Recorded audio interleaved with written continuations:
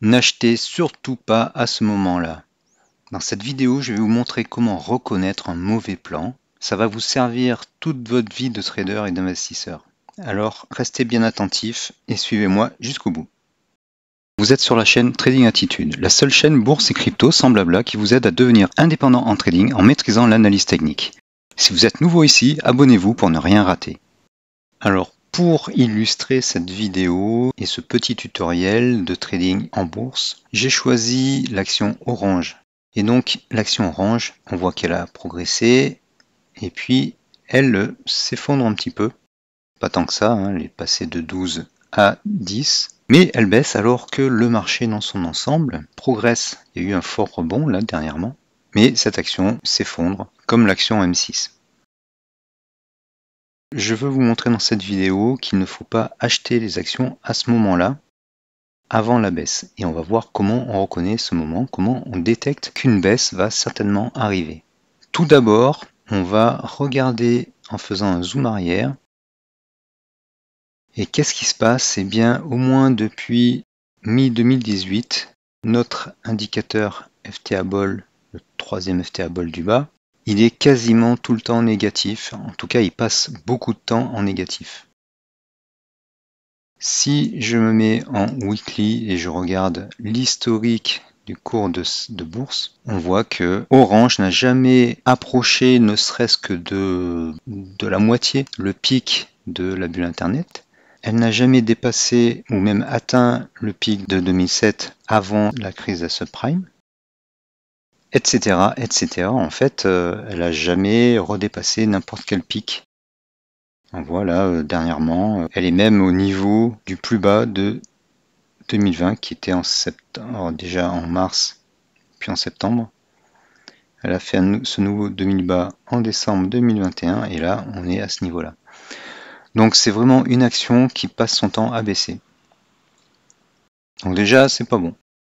Ensuite, dès qu'elle a progressé, eh bien, malheureusement, vu son profil long terme, on sait très bien qu'elle va rebaisser après, puisqu'elle passe le plus clair de son temps à baisser. Donc qu'est-ce qui se passe? Eh bien, on a des périodes de hausse quand même. Là, on a eu une période de hausse début 2022, avec des swings haussiers, un grand swing haussier, des safe zones, c'est partie verte, même une cohérence haussière. Donc très bien, nos indicateurs sont positifs, le troisième FTA Ball passe positif, parfait. Et patatras, on vient enfoncer nos indicateurs sur les prix.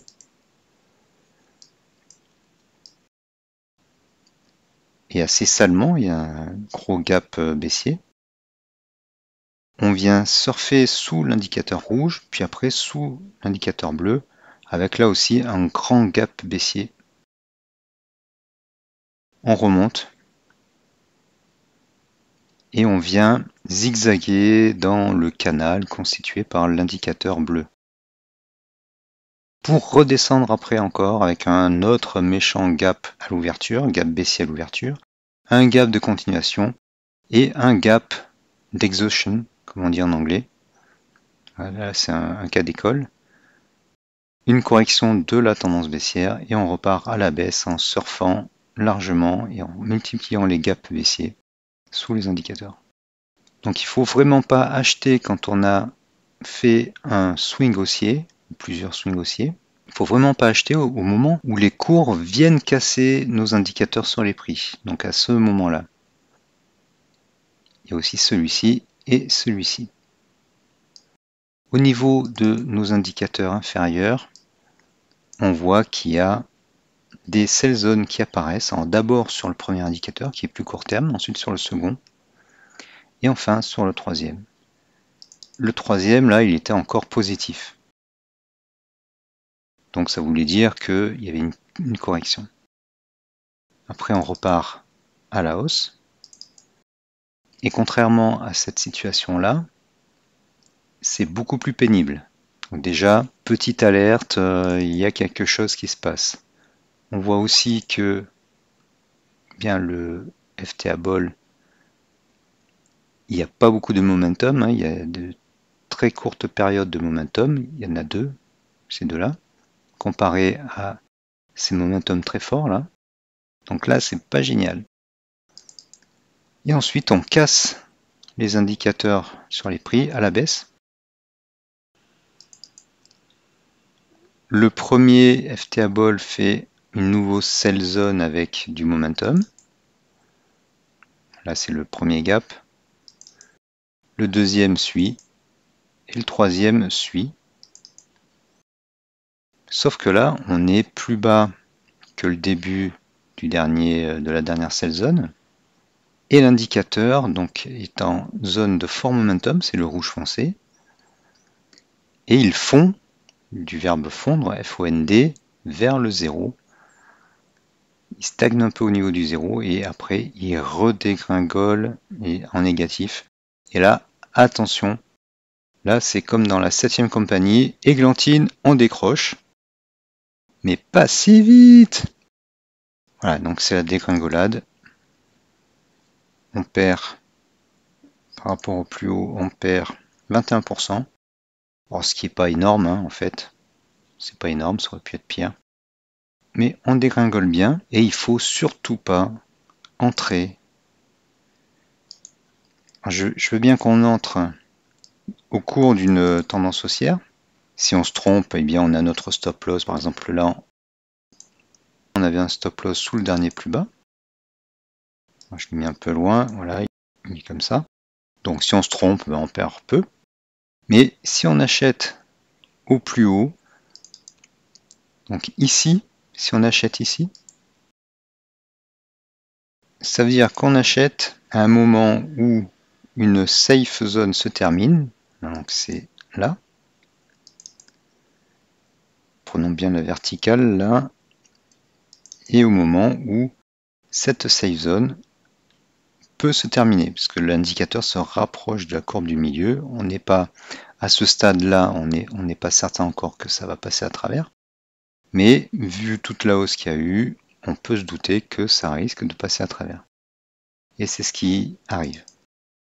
Après, si vous comptez acheter suite à une baisse, par exemple, là ça a bien baissé. Oui, chouette, je vais pouvoir renforcer parce que ça va continuer de monter. Bon, déjà l'historique de l'action, on l'a vu, l'action elle passe la plupart de son temps à baisser. Donc il y a peu de chances qu'elle continue de monter. Ensuite, attention, on est au début d'une correction, tout en haut d'une grande hausse. Donc la correction pourrait être pire. Ça a été le cas. Bon, on n'a pas perdu non plus grand-chose, on a perdu 10%. Mais c'est pire de le faire ici, surtout quand on a eu un swing haussier assez plat, qu'on a à peine dépassé le plus haut, le dernier plus haut qui était ici. Notre indicateur plus long terme, lui, il a fait un plus haut qui était inférieur à son dernier plus haut. C'est pas encourageant. Et là, quand on fait un break, eh bien, c'est pas là qu'il fallait acheter parce qu'on est en début de sell zone. Là, on commande sell zone et on voit bien que on est sur de la vague de dos qui a l'air haussière ici, mais en fait, déjà, on fait pas ça. Mais en fait, là, si je fais plutôt ça, là, c'est plutôt baissier. À partir de là, on a deux plus hauts de plus en plus bas. Là, on a un plus bas et on le casse ici. Donc, c'est pas du haussier. Voilà, donc il faut surtout pas acheter une action au bout d'une longue tendance haussière, d'un long swing. Et ce swing-là, pour cette action, il est long. Il faut acheter surtout en fin de sell zone, donc ici, ou ici, ou ici, ou ici, ou en début de safe zone. Ça, je vous renvoie à la technique que j'ai proposée sur le Nasdaq. Donc on achète dans cette zone-là. Si les cours se redressent un peu, on achèterait plutôt par là, mais pas dans la situation contraire. On n'achète pas ici ou ici. Et surtout, on n'achète que quand les cours surfent dans un canal haussier constitué par l'indicateur bleu. Voilà, les cours rebondissent sur le fond de l'indicateur. Et ici, ils rebondissent sur le haut. Ils rebondissent même sur la courbe du bas. Ça, c'est quand il y a une forte tendance. Faible tendance, je viens rebondir sur la courbe inférieure. Forte tendance haussière, je rebondis plutôt sur soit la courbe du milieu, soit la courbe supérieure. Et forte tendance baissière, je rebondis sur la courbe inférieure. Là, je rebondis même pas. Je suis très éloigné. Et est-ce qu'on a une tendance baissière molle? Bon, ici, elle est un peu plus molle. On rebondit sur celle du milieu. Là, elle est molle. On rebondit sur celle du haut. La tendance baissière est molle. Là aussi, elle est un peu plus molle. On rebondit sur la courbe du haut. Et là, celle-là, elle est belle aussi. Très forte tendance baissière. Donc, si vous achetez par là, donc là où il ne faut pas acheter, vous risquez de perdre jusqu'à 31%. Et elle était à 15. Et là, elle est à 10. Voilà. C'est ce qui arrive quand on achète une action qui passe le plus clair de son temps à baisser. Et ça se voit en regardant le signe des indicateurs. Donc là, sur toute cette période, le FTA Ball, le troisième, il est négatif. Là, il est un peu positif, il revient négatif. Là, positif, ça a été une période faste, mais en fait, on n'a pas fortement augmenté parce qu'il n'était pas très élevé au-dessus du zéro. Et là, il repasse négatif, il s'éloigne, et on est donc en tendance baissière en weekly. Et c'est pas bon. Voilà, donc je voulais vous montrer ça. Ce profil d'action avec ces phases, c'est exactement les phases de Weinstein. Hein.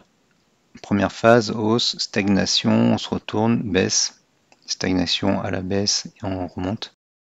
Nos indicateurs là nous permettent de visualiser facilement les différentes phases et d'identifier aussi très facilement les phases de hausse avec une safe zone, surtout positive, les cohérences haussières, et les phases de baisse avec les sell zones, surtout négatives, et les cohérences baissières. Voilà, j'espère que cela vous permettra de vous améliorer. C'est ce que j'essaie de faire au fil des vidéos, de vous apprendre des petites choses et d'améliorer votre trading. Merci et à bientôt.